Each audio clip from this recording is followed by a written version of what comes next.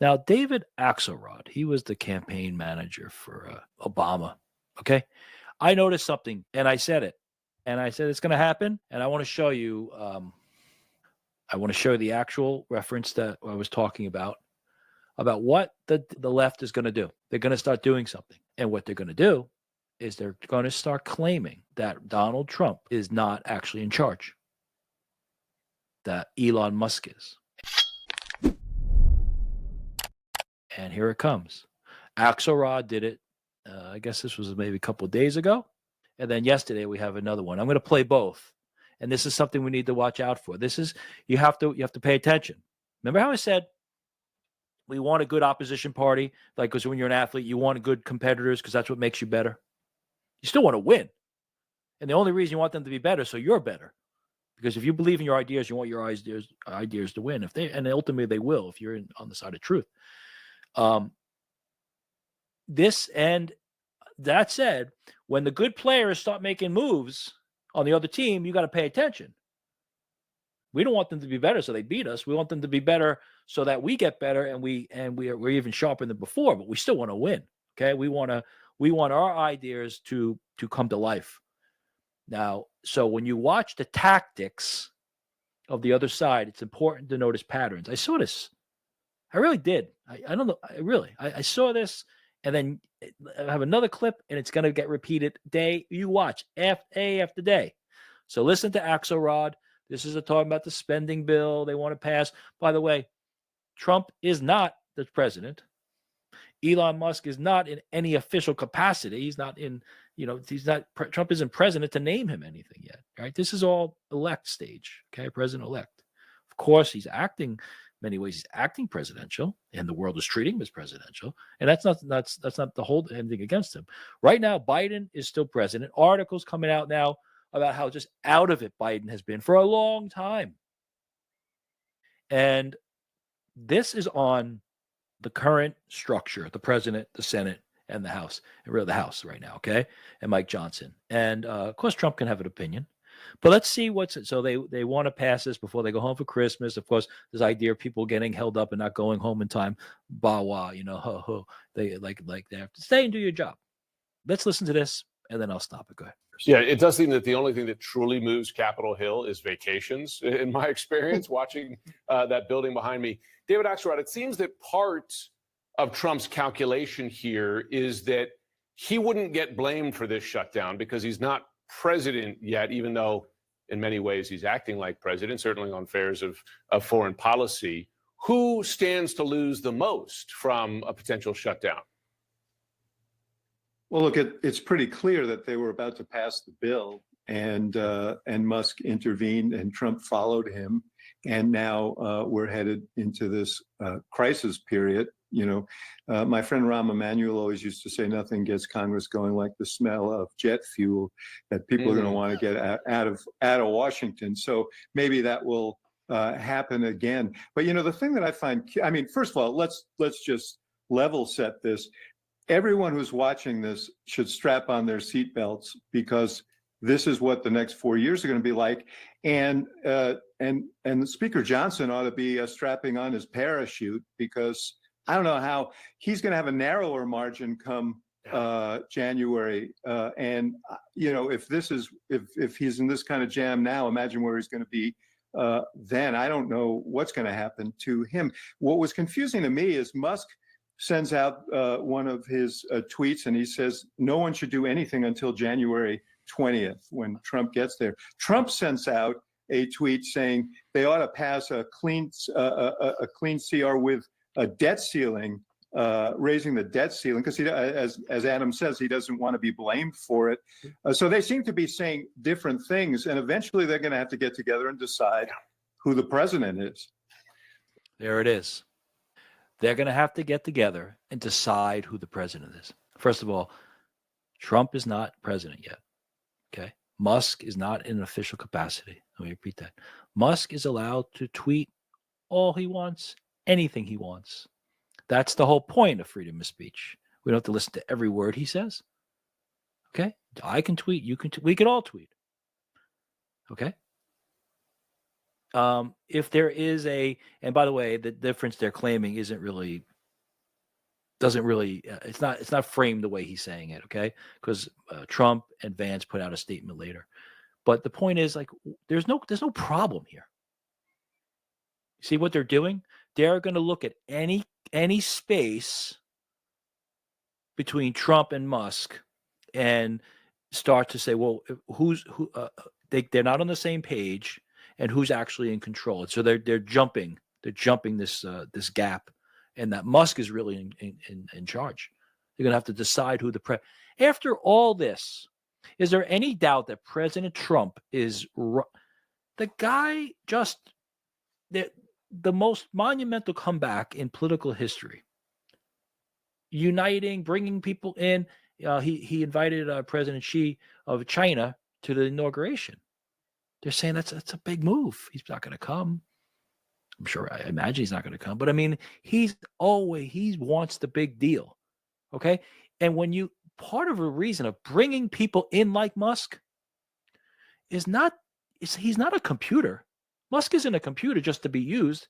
He's a person who thinks. Vance is going to think. Vance and Trump are going to think differently about things. They have. Musk and Trump are going to think differently. RFK Jr. said that through the whole time, they're going to profound differences.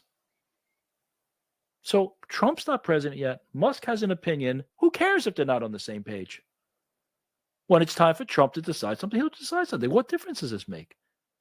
But they're going to have to decide who the president is. Now, a day later, now listen to this. A day later, let me stop sharing this and listen to this. This is how the talking points go out, and as if it's not orchestrated. Watch this. This is Representative Jayapal. She talks to CNN host Erin Burnett. Erin Burnett, boy, she's something else, about the impact she believes incoming Department of Government Efficiency chief Elon Musk is having on President-elect Donald Trump. All right, let's play it, and then we'll talk about it. Blame game. You had a deal, and everybody knows that, right? There was a deal, and then Musk gets involved. Now that we're in this new world, he's tweeted, if Dems reject this and the government shuts down, they deserve to lose big time in the midterms. Obviously, that's political gamesmanship. There's also money that he can put to bear behind that. Are you concerned that Democrats could now get blamed for a shutdown? If Republicans keep putting out a bill and it keeps failing, does the blame go to you? What I'm concerned about is that a billionaire who is not even elected is acting like a shadow president and doing the work that. All right. I'm going to stop it all because this is important. You have to know the tactics. You have to know how the other team plays. The Democrats are very transparent if you watch them. A shadow president. Musk doesn't hand over his identity and his personality and his being and his individuality in order to help Trump. Mark Andreessen doesn't have, he's down helping Trump. Zuckerberg goes to visit him. He doesn't help with Trump. If Bezos wants to help and he does help, he doesn't. They don't hand over their personalities or their individuality or their opinions. They may offer suggestions. If there's a policy issue and it's implemented, well, then yes, they have to get in line. He is not president. All they want to do is cause trouble. Okay? This is it. A shadow president. You remember this whole idea of projection? Today, the news is breaking today about how, and now people start to come out, how Biden has not been in charge. Okay? There has been a shadow president concerning Biden. There's been a shadow administration. Do you understand it? And now, the day that news is coming out, listen, watch this. They're saying that there's a shadow president for Trump named Elon Musk. Okay? This is not by accident, guys. They know this stuff about Biden's coming out. They know that it's going to get uncovered. That Biden has not been running the show. That Biden is not capable of running the show and hasn't been capable, and they covered it up. We spoke yesterday about Obama really being in control behind the scenes, and that's the reality. And they're looking for an opportunity to take the very truth about them that really there's a shadow president. There was a Jill or who somebody's running the country. It wasn't Biden. So in a sense, a shadow administration, shadow executive, shadow president, shadow cabinet, whatever. It has been and is calling the shots. And the day that starts to break, the day or two, they start to question whether Donald Trump, what did Axelrod say? They have to decide who the president really is. Who's the president? Shadow president. Let's keep going. Republicans have to do here. They are in the majority. And so, no, I'm not concerned that we're going to get blamed. This is clearly on the Republicans. We had a negotiated deal. We could have all gone home tonight. But you know what is really the tragedy here is all the civilian employees that are not going to get paid tomorrow night, all the FAA employees who are not going to be able to work, so families are going to have their flights delayed, all the small farmers who are desperately needing aid, all the cities that need disaster relief. These are all things that we negotiated. Why did they blow it up? I think this is really important, and Manu referred to it. They blew it up because Donald Trump also inserted a suspension of the debt ceiling. Remember that the Republicans under Donald Trump, with the Trump tax scam 1.0, increased the deficit by $2.3 trillion. And now they want to be able to do that again with the vast majority of the benefits going to the wealthiest. That's why they're pushing for this debt ceiling. No, the reason they're pushing for the debt ceiling is because this isn't his fight. He's not president. Okay? And he wants this cleared. He wants this cleared out so that he can come in January and implement his policies. He doesn't want to come in. Okay, Stephen Miller is saying this. He doesn't want to come in, I'm paraphrasing, but he doesn't want to come in and have to deal with this same old. Raise the ceiling, pass it, get it out, clear it off my desk. He's not the president. It's on the Republicans. The Republicans control the House. But Biden, where's Biden? Where is he? If Trump's not the president, and he's not, then shouldn't the real president, please stand up? Real Slim Shady, please stand up. Where is he? I'm going to call Biden Slim Shady from now on. Okay, so this is not about raising the ceiling so the wealthiest can benefit. I mean, come on, this is so ridiculous. Donald Trump is not president. He is doing everything appropriately to prepare to be president. There's no reason not to reach out to anybody who can talk or be part of his administration. He's not officially negotiating on behalf of the United States. He's allowed to have opinions as president-elect. He's allowed to have individuals coming in, powerful individuals who are successful. That's why you want them involved. That's why you want big moguls involved, because they're good. They're allowed to have opinions. He wants to start with a clean slate. This is the same fight that's been over and over again. Why Musk and Ramaswamy we need Dodge. Don't listen to this. Listen to it. Actually, do listen to it. Digest it properly, because it's the same old playbook. And here it comes. Listen to. She already talked about shadow president. Let's see her go down that path. And they're going to hear this for day after day now until the inauguration. Suspension. So every piece of this is wrong, from the negotiation and walking away from the negotiated deal to taking out a bunch of things that were part of that deal to adding an absolutely unacceptable thing into the deal. So when it comes to Musk, Republican Senator Rand Paul, I mentioned him a moment ago, but he put out there that the Speaker of the House need not be a member of the House, right? When he's referring, nothing would disrupt the swamp more than electing Elon Musk. And obviously he's technically right. The House Speaker doesn't need to be a member of Congress. If that's where we get, then obviously there'll be a lot more conversations to be had. I guess we just take a step back. I guess the bigger picture question, though, when you look at what happened here, right? Because he had been tweeting, Elon Musk had, for 14 hours before Trump weighed in. Yeah. He tweeted more than 70 times about this. It had blown up all before Trump weighed in. Are you shocked by the speed with which Musk has taken control of the Republican Party? Yeah. Okay. Has he taken control of the Republican Party? You're allowed he can tweet all he wants. Mike Johnson doesn't have to pay any attention to him. That's it. He could just not ignore. They could just all ignore him. There's no authority here. Now you could say, well, there's soft authority. There's the authority of the public opinion and his ability to call, want people to be primaried if they don't listen, if they don't support their. That's politics. But there is the speed at which he's taken control of the Republican Party.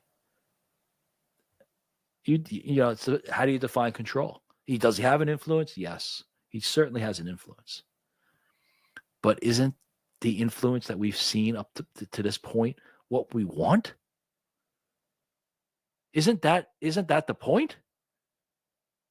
See, they're so up there. The bureaucracy, that big cliff that just the wave hits and breaks and doesn't move. The bureaucracy, the swamp, it just rolls right off them, and they're still in shock. Well, that's why when Musk joined Trump or endorsed Trump and Kennedy and Tulsi, that's why this made a difference, because it was an idea that, you know, we're going to cross aisles. We're going to when Andreessen endorsed him, said we have to support Trump. All adds up to the same. It's the same message. I'm shocked by the speed with which Donald Trump has ceded control to Elon Musk. I mean, oh my goodness gracious. She's not shocked at the speed that Elon Musk has taken control of the Republican Party, which not true. But that's not the shock. The shock to her is how quickly Donald Trump has ceded control to him. My goodness. See? But it's planted. It's thought. They're planting the thoughts. And now you will hear people at your Christmas parties, and you will hear people say, I will hear people in my family, I will hear, and you will hear Musk is running the show and Donald Trump is handing it over. When the reality is Biden has never been in control and has handed it over. I mean, this is a real crisis in my mind for Donald Trump. It's a real crisis in her mind. He's not president. It's a crisis. You see the words they use and how they plant? This is a manipulation. This is a manipulation of the public. And listen, she can say it. She's allowed to. And people who vote for this lady, it's just amazing to me. But look at what she's doing. There's nothing to see here. There's nothing going on. It's all going on actually at the White House with Biden and Obama and Harris and who's really in charge there. And this is a crisis. It went from he's not elected, he's not in charge. Musk is not in an official capacity. Musk is an individual. The difference between Musk and Trump actually is really not as wide as they think. And even if it is wide, who cares? They're allowed to disagree. If Trump was in charge and it was his decision, he's going to do what he wants. So she's saying he ceded control. It went from how fast Musk took control to how fast Trump ceded control to the word crisis. It's a crisis. Who's the president right now? Who's going to be the president? Who's the president right now? We should just frame that. Who's the president right now? Joe Biden. Do you understand? This is like, it's a psychological disorder. These people are crazy. You know what? I'm going to go back and play that again. Listen to this. Listen. My mind for Donald Trump. Who's the president right now? Who's going to be the president? Two different questions. Who's the president right now? Joe Biden. Who's going to be the president? Donald Trump. And he will lead. Just like he led his own comeback and created a wave that we've never seen before, a unity party that we've never seen before, a team of rivals. Team of rivals actually implies that you're not totally aligned. You find common ground and you move forward with the common ground.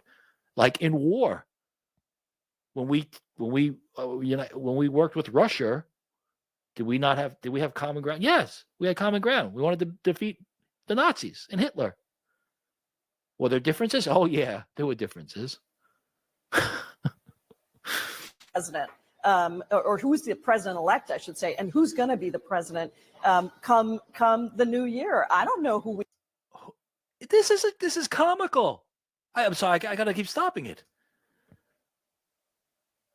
We negotiate with? Are we now negotiating with Elon Musk? Is Mike Johnson not the speaker anymore? I mean, this is abdicating all of the responsibilities of election. Abdicating, the term used to when a king hands over the crown.